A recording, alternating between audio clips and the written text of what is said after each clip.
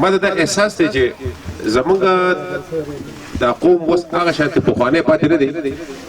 چې چا به په یو نوم دوکه کوو چا به په بل نوم دوکه کوو او چا ونه کار نه دی کړی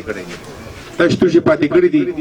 دوی جنګولي دي په مختلفو نومونو باندې اوټونه اغستې دي او بیا په طرف ختلي نه دي خپل 34 څلور 15 کاله تېر کړي دي او په آرام سره بیا راغلي دي خو بیا ورته چا کتلي نه دي بیا ورته چا اوټ نه دی ورکړی محمود دلته کې 15 کاله څه کړي دي بیا ورته خلکو اوټ ورکړی دی د هغې جواب د خلکو ورکړی دی هوښیار دي خو هغه خلکو ته کم کار ښکاره کېدل عدالتي فیصلې راوړي په حکومت باندې تپي دغه ځای کې یو شی وران شوی دی د سکرټریټ دی دلته کې زما ګوجر وروڼه ډېر شناست دي ما ته د یو کس وښایي چې هغه پکې د یو پیاله چیس کلی سکرټریټ خو دی چې خلک ورځي که نه ما ته یو کس وښایي چې هغه دلته کې د ما سره دنیا زما وروڼه ناست دي غرونو که یو کس پکې چې د چیس کلی شپه یې پکې کړي هلته یې څوک ناست دي څه تکلیف ونه رفع کړی نو هغه د وښایي نه موږ به وایو چې واقعي یاره دا خو د دوی د ستړي د مېز یو او دا چې قبضه عدالت هم ځای دی وکړو چې دا ولې ورانه په پردو ځمکو قبضې کولو په نوم باندې دا یو نوې ډرامه روانه ده د دې نه مخکې زمونږ دوه امیرز دي شوکت علي خان او خیال زمان په مدین کې د هغو بدلې 15 جدابادیانې وې په دې اولني فیز کې عدالت په حکم باندې لکه صفا خبره ده خو زما برګره حکومت پته مخ ولا نو ورغولي چې ما برګره خو مې برګره خو خیال ساتو خو عدالت حکم کو هغه پر ډېر چغې ولې خو پاکي سکیدر نه مدین کې ولا کډه ډوډل ورانه کې دوه پدیان بالکل دغه ته مخابخ په دویم فیز روان دی نو په دې کې د لاندې په دې بایپاس کې دنیا وډلې جوړ شي په دې بایپاس څوک ته نه کنه د مټې طرف نه کېدا سي دي فضاګر طرف ته دنیا پای وډلې جوړ شي هغه ټولې ورانې شوې دا بلډینګ چې کوم دی نو دا په یو ځای کې چې کوم ولاړو انداز مکه داسې دی چې پای باندې کیسونه هم روان دي لا پرون ما اورېده د پرس کانفرنس په د پنګورې د ملکانان چې دي نو هغوی چې دا خو زموږ ولا هغو څه ټول ثبوتونه موجود وو نو دا یو حکومه څه ورځې مخکې حکومت و دی د انجینیر ابن مقام صاحب که څوک وایي خیلاسي دی او څوک وایي کوپړۍ ده او څوک وایي خپي دي د دې نه مخکې چې کله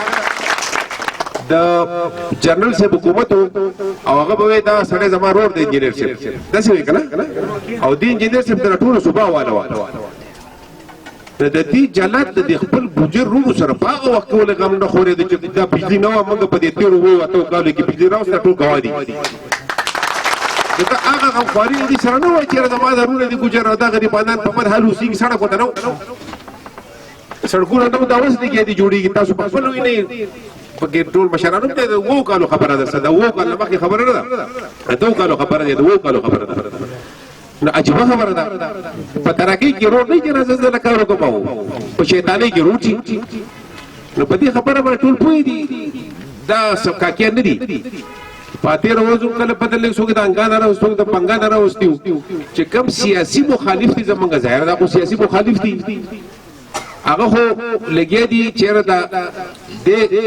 د ګوجر بچت ته نه ناست د ګوجر عزت ته نه ناست دی د هغه یو سړي سیاست ته ناست دی او لګیا دی هغه له پکې خو هغه خدای پاک د دې علاقې نه داسې پاک کړی دی او دی هم خدای پاک داسې پاک کړی دی چې رونه څه ورسره شته نه څه خبره ورسره نشته دوی به څه وایي څه به وکړي څه وایي بل دا دی چې موږ له څه کولو پاتې هم نه دي د خیره سره 2 کاله پاتې دي تقریبا 80% روډونه جوړ شوي دي زما په حساب زموږ سره 2 دغه دي یو کلي دي یو غرونه دي تاسو کو خیال کوئ نو مخکې خو به دا کلی اسانه او سړک په غاړه به زاړه د والي صاحب زمادي روډ به ورته جوړ څوک په هغې په لنډو به خپل چل ونکړو خو دې غر ته زما په خیال قسم دی که څوک پیدل ختلی زه مخکې نه هم ختلی اوس تاسو وګورئ ما ته پکې داسې ځای وښایي چې هغې ته سړک نشته او داسې سړک چې خلک لکه مټه خدای پاک هسې په دغه کې یادوي کله پکې څوکونه ښکلي ښکلي ځیره پکې دي هغه بالاسون والا روډ د خلکو پکې لاړ شي هلکان ویډیو جوړ کړي څوکي دا موږ دا 2 درې چې کم کډل شوې په دې طرف کې څوک اوسېږي په غرونو زموږ دا ګوجر روډه چې اوسېږي په غرونو کې اوبه نه وه بجلي نه وه اوس هم موږ ته په بعض ځایونو کې بجلي اوس هر څه ته رسېدلې ده خو لږ کمی به شی چې پکې دی چېرې چا کستان کومه په چا کې ټرانسفارمر کوم هغه لګیا دي موږ راولو مخکې سره څه بند کړي ونه دي نو زما د خبرې مطلب دا دی چې چې زمونږه ذاتی لکه د محمود یا زمونږه لکه زمونږه داسې ایجنډا نشته بل ذاتی قسم په خدای الله گواه دی چې کوم ایجنډا هغه خدای پوره کولو ته روانه کړه سیاست د چا میراث نه مخکې زه د یونین کوسل لازم وم د هغې نه مخکې زما تره الله دې وبخي هغه به خپلې سیاسي هلې ځلې کولې اوس پکې خدای پاک محمود وزیر اعلی کو دا د څو خاص کسانو لکه الله پاک چې چاله ورکړي هغه کسانو ته پوزیشن ورکړي چاله ورکړي